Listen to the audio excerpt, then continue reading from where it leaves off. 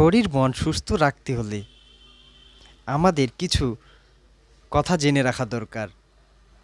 তো যদি শরীর মন সুস্থ রাখতে চান তাহলে আপনাকে এই কয়েকটা কথা আপনাকে মেনে চলতে হবে।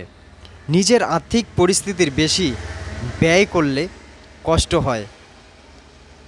যথাসাধ্য আপনার আয়ের থেকে বেশি ব্যয় করবেন না। দ্বিতীয় নাম্বার হচ্ছে নিজের দৈহিক শক্তির বেশি পরিশ্রম করবেন না, তাহলে আপনার ধীরে ধীরে দুর্বল হয়ে পড়বেন এবং শারীরিক দিক দিয়ে আপনার অবনতি হওয়া চালু হবে। 3 নাম্বার হচ্ছে নিজের শক্তির বেশি বিষয়াদি ভোগ মৈথুনাদি ক্রিয়া উচিত নয়, তাহলে অবসাদ দুর্বলতা এবং নপুংসকতা আক্রমণ করবে। আপনার বেশি ভোগ বিলাসটা ঠিক রাখাটা ঠিক না।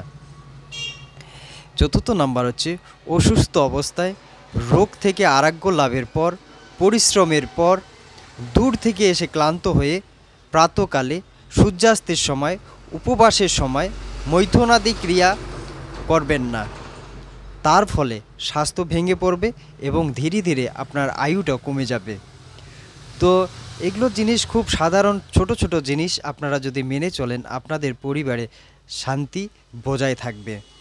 সুখ পেতে হলে দুঃখজনক কাজ করবেন না। যদি আপনি সুখ চান অবশ্যই আপনাকে দুঃখের যে একটা ভাগিদার সেই কাজগুলো থেকে বিরত থাকতে হবে। কাকেও দুঃখ দেবেন না, এমন কাজ করবেন না যাতে কেউ দুঃখ পায়। যদি আপনি কাউকে দুঃখ দেন অবশ্যই সেটা আপনার একদিন না একদিন আপনাকে ফেরত পেতেই হবে।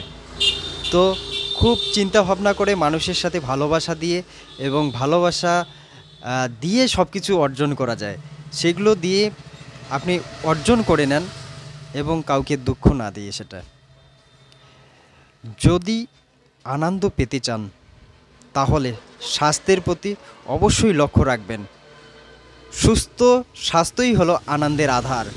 আপনি যদি স্বাস্থ্য ঠিক না রাখেন তাহলে আপনার দেখবেন যে মানসিক চাপ, এত চাপ সৃষ্টি হবে আপনি চাপ সামলাতে পারবেন না। আর যদি আপনার স্বাস্থ্য ভালো থাকে, শারীরিক দিক দিয়ে আপনি উন্নত থাকেন, আপনার যদি চাপও আসে মানুষের জীবনে ব্যয়, এই যে মানুষ যে জীবনটা আছে এই জীবনে আপনার উত্থান পতন এগুলো থাকবেই। এটা সাধারণ মানুষের, আমাদের মানুষের এটা একটা নিয়ম ধারা চলে আসছে। তো উত্থান পতন মানুষের থাকবে। তো এগুলোকে সঠিক এবং সরল মনে মানিয়ে নিতে পারার নামই হচ্ছে মানুষ, আর এই জন্যই আমরা মানুষ।